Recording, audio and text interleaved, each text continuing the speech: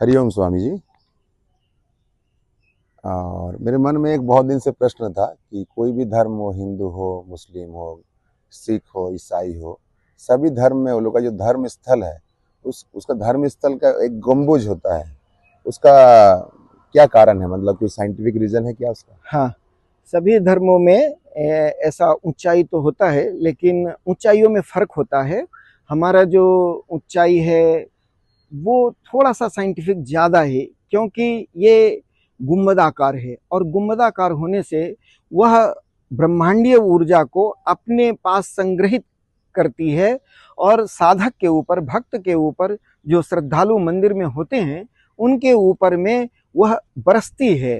तो यही कारण है कि लोग मंदिरों में जब जाते हैं तो वहाँ पे उनको असीम शांति मिलती है, उनके विचार शुद्ध हो जाते हैं, हृदय पवित्र हो जाता है। उसके पीछे ये गुंबद का बड़ा विज्ञान है।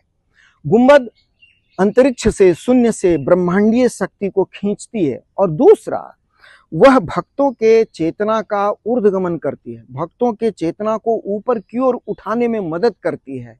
इसीलिए ये गुंबदाकार होता है। और धर्मों में ऊंचाई तो होता है लेकिन नुकीलापन होता है। हमारे यहाँ जो ऊंचाई है ये गुंबदाकार होता है, इसीलिए बड़ा साइंटिफिक है और बड़ा ही वैज्ञानिक है। इसे जरूर व्यक्ति को जानना चाहिए। और इसीलिए मंदिरों की इतनी, वहां जाके जब आप प्रेयर करते हो तो उस प्रेयर का जो अनुगुंज होता है वह साधक के ऊपर बरस जाता है और साधक अनुप्राणित हो जाता है, भक्त आह्लादित हो जाता है। ये पूर्णतः वैज्ञानिक है।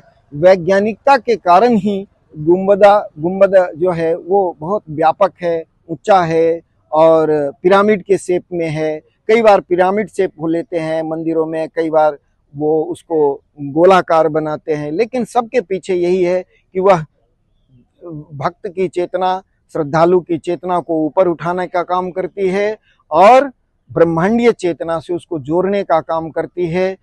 उसके चित्त को शुद्ध, हृदय को पवित्र बना करके भक्त से भगवान को मिलाने में एक गुंबदाकार का बड़ा महत्व है। धन्यवाद। हरिओम हरिओम हरिओम।